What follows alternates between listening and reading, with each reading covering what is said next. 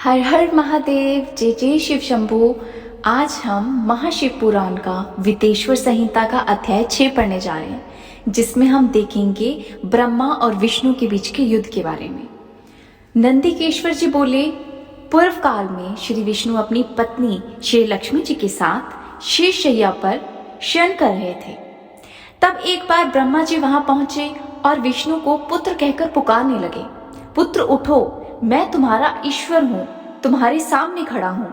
यह सुनकर विष्णु जी को क्रोध आ गया। फिर भी वो शांत रहे और बोले, पुत्र तुम्हारा कल्याण हो, कहो अपने पिता के पास कैसे आना हुआ। यह सुनकर ब्रह्मा जी कहने लगे, मैं तुम्हारा रक्षक हूँ, सारे जगत का पितामह हूँ, सारा जगत मुझ में निवास करता है। तुम मेरी नाभि कमल से प्रकट होकर मुझसे ऐसी बातें कह रहे हो। इस प्रकार दोनों में विवाद होने लगा। तब वे दोनों अपने को प्रभु कहते कहते एक दूसरे का वध करने को तैयार हो गए। हंस और गरुड़ पर बैठे दोनों परस्पर युद्ध करने लगे। ब्रह्मा जी के वक्षस्थल में विष्णु जी ने अनेकों अस्त्रों का प्रहार करके उन्हें व्याकुल कर दिया। क्रोधित होकर ब्रह्मा जी ने भी पलटकर भयानक प्रहार किए। उनके परस्पर आघातों से देवताओं में हलचल मच गई। वे घबराए और त्रिशूलधारी भगवान शिव के पास गए और उन्हें सारी व्यथा सुनाई। भगवान शिव अपनी सभा में उमा देवी सहित सिंहासन पर विराजमान थे और मन ही मन मुस्कुरा रहे थे। अब मैं आपको बता रही हूँ अध्याय 7 शिव भगवान का क्या निर्णय हुआ। महादेव जी बोले, पुत्रों, मैं जानता हूं कि तुम ब्रह्मा और विष्णु के परस्पर युद्ध से बहुत दुखी हो। तुम डरो मत, मैं अपने गणों के साथ तुम्हारे साथ चलता हूं। तब भगवान शिव अपने नंदी पर आरूढ़ हो देवताओं सहित युद्ध स्थल की ओर चल दिए। वहां छिपकर वे ब्रह्मा और विष्णु के युद्ध को देखने लगे।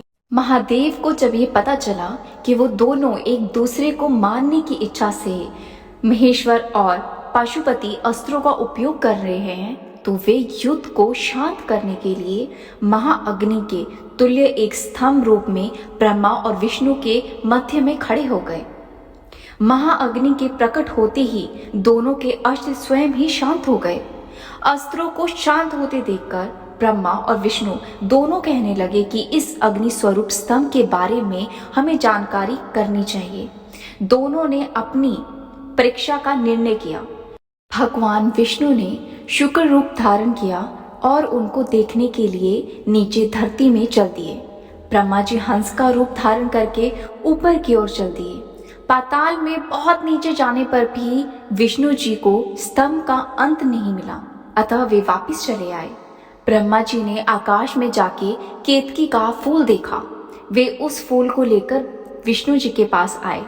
विष्णु जी ने उनके चरण पकड़ लिए। ब्रह्मा जी के छल को देखकर भगवान शिव प्रकट हुए।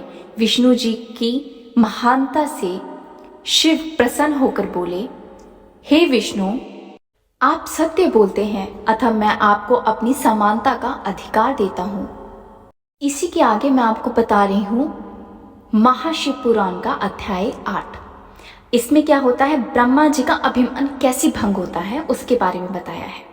नंदिकेश्वर जी बोले, महादेव जी ब्रह्मा जी के छल पर अत्यंत क्रोधित हुए। उन्होंने अपने त्रिनेत्र तीसरी आंख से भैरव को प्रकट किया और उन्हें आज्ञा दी कि वह तलवार से ब्रह्मा जी को दंड दे। आज्ञा पाते ही भैरव ने ब्रह्मा जी के बाल पकड़ लिए और उनका 5वां सिर काट दिया। ब्रह्मा जी डर के मारे कांपने लगे। उन्होंने भैरव के चरण पकड़ लिए तथा क्षमा मांगने लगे। इसे देखकर विष्णु जी ने भगवान शिव से प्रार्थना की कि आपकी कृपा से ही ब्रह्मा जी को 5वां सिर मिला था, अतः आप इन्हें क्षमा कर दें। तब शिव जी की आज्ञा पाकर ब्रह्मा को भैरव से छुड़ा दिया गया। शिव जी ने कहा, तुमने प्रतिष्ठा और ईश्वर तत्व को दिखाने के लिए छल किया है, इसीलिए मैं तुम्हें श्राप देता हूँ कि तुम सत्कार, स्थान व उत्सव से वहीं रहोगे। ब्रह्मा जी को अपनी गलती का पछतावा हो चुका था। उन्होंने भगवान शिव के चरणों को पकड़कर क्षमा मांगी और निवेदन किया कि वे उनका 5वां सिर पुनः प्रदान करें। महादेव जी ने कहा, जगत की स्थिति को बिगाड़ने से बचाने के लिए पापी को दंड देना आवश्यक है ताकि लोक मर्यादा बनी रहे। मैं तुम्हें वरदान देता हूँ कि तुम गुणों के आचार्य कहलाओगे और तुम्हारे बिना यज्ञ पूर्ण नहीं होंगे। फिर महादेव ने केतकी के पुष्प से कहा, अरे दुष्ट केतकी पुष्प, तुम मेरी पूजा के लिए अब से अयोग्य रहोगे। तब केतकी पुष्प बहुत दुखी हुआ और उनके चरणों में गिरकर माफी मांगने लगा। तब महादेव जी ने कहा, मेरा वचन कभी झूठा नहीं हो सकता, इसीलिए तू मेरे भक्तों के लिए योग्य होगा। इस प्रकार तेरा जन्म सफल हो जाएगा। बोलिए हर हर महादेव, जय जय शिव शंभू।